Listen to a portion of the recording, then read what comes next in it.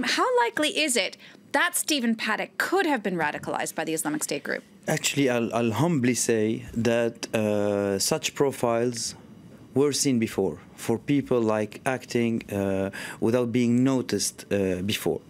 But what we have to say also is that as the Islamic State says, he said that he converted to Islam a few months ago on the first two claims they made, and then they made another claim, a third claim, with the more official channel they have, saying, giving his war name, his nom de guerre, his nickname, Abu Bar al-Amriki, which is Abu Bar the American, and saying that it was very well prepared by buying arms and modifying arms, etc., etc. And what we know from what was said on the up to now in the investigation said that some arms were modified to make them more powerful.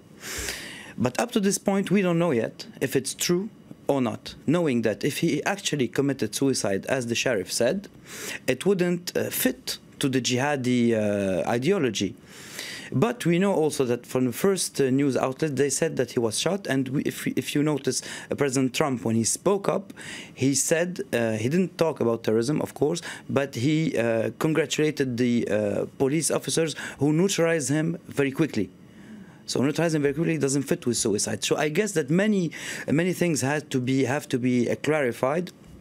But of course, if we look at his age, it's not the first person from this age to join the ranks of jihadi groups. We have a French citizen who's older than him, and he's fighting with them there in Syria. We know that they are recruiting in all the layers of society, if I may speak so.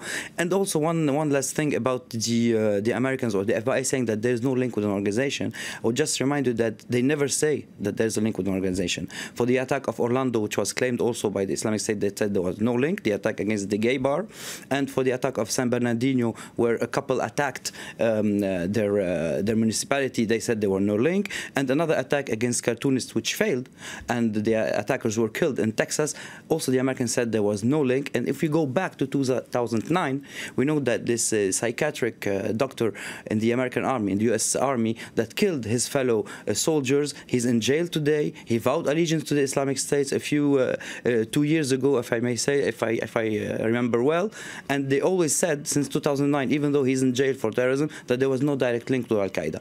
So this has to be looked into very carefully, because I guess that for them the link has to be physical, meaning that someone gave him the order, someone told him do this or do that.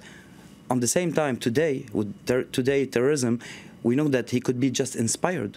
We know that he could have links in Syria and Iraq, or even in other places in the world. We saw that the bomber of Manchester had links to Libya.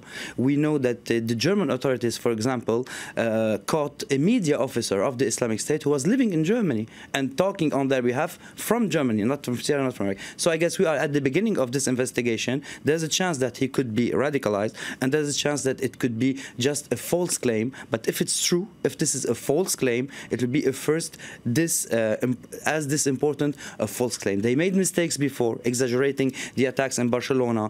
On the Manila attack, we have some questioning about that, but such a big attack with such a number of casualties and such media coverage, knowing that it's in Las Vegas, it's in the state, it would be a first fake claim by the Islamic State. And one last thing, we know that they targeted Las Vegas, namely in the latest video. The latest was in the 17th of May from Mosul, saying that they should target Las Vegas as Al-Qaeda did before them.